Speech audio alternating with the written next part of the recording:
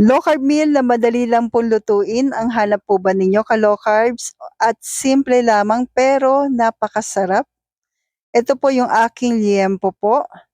Simple lang pero pwedeng-pwede po sa mga clean low carb po.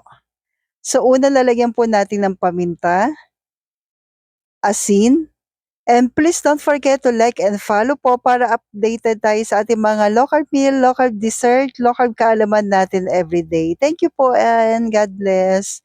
Then nilagyan ko na po side by side at bawang po.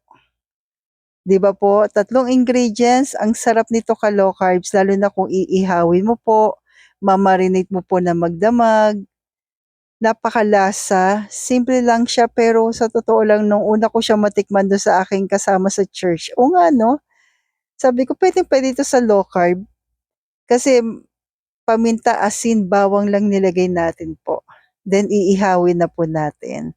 And ang maganda po dito, puwede rin siyang pangbaon. I-stock mo lang po sa ref, katulad ng ganyang ginawa ko po. So 'pag kailangan, puwedeng prito, puwede sa air fryer, puwede sa oven, and puwede rin namang inihaw.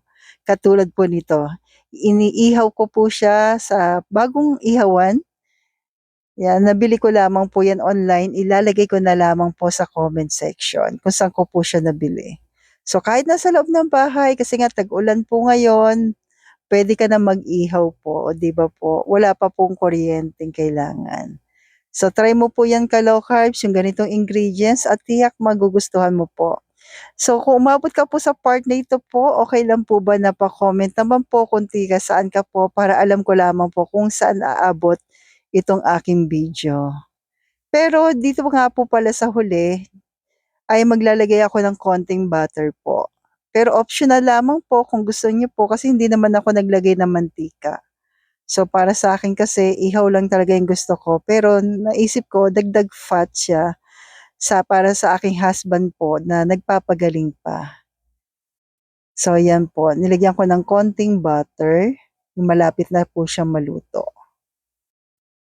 So try mo na po ka-low carbs, kung pambaon naman puwede rin siyang ipa-fry or sa air fryer, napakadali lamang po at napakasimple na mga ingredients na puwedeng-puwede po pa para sa mga nagpapagaling pa. So try mo na po, so stay healthy, stay low carb po and God bless po sa ating lahat. Thank you po.